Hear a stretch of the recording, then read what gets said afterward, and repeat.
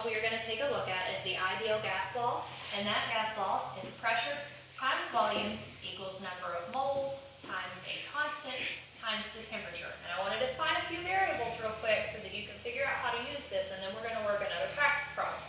Pressure always has to be in atmospheres when you are using the ideal gas law, no exceptions.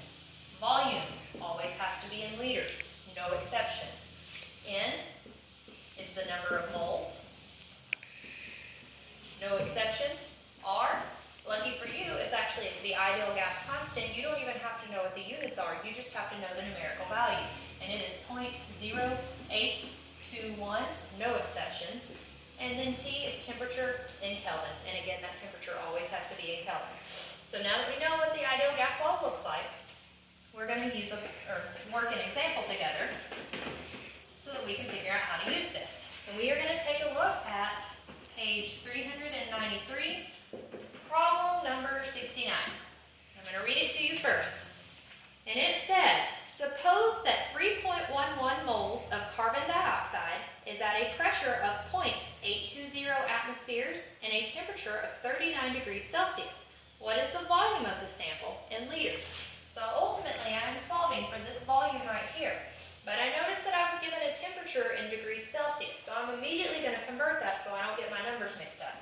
I was given 39 degrees Celsius.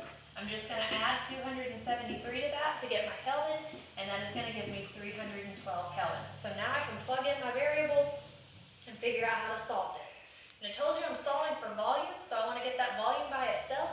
I'm just going to divide both sides by pressure, so don't get confused, but I'm going to go on ahead and rewrite my derived equation here.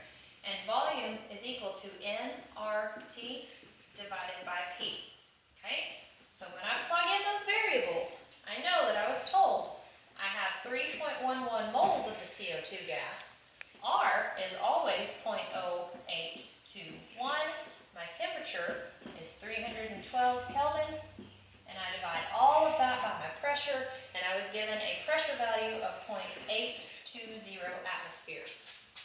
Plug every bit of that into the calculator, you multiply those things, and divide that by 0.820, and your volume in liters is going to be 97.2. Don't forget, you got to have the correct number of significant figures. I need 3 in this problem, and my unit is going to be liters. So again, that's the ideal gas law, and that's how you solve a problem working it. So quick review, forget all this for a second, quick review on these gas laws. You have Boyle's law, which is an inverse proportion. You have Charles' law, which is a direct proportion.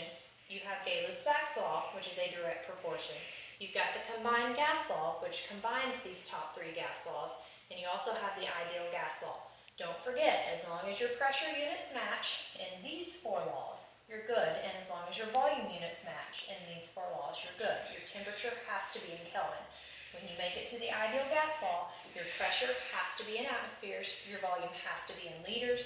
N represents number of moles, R is a constant with a numerical value of 0.0821, and again, as always, your temperature is going to be in Kelvin, without fail, no matter what. So I hope this was helpful. If you have any questions, just email me at lindsay.roberts@academicsplus.org, and I'll be happy to answer any questions for you.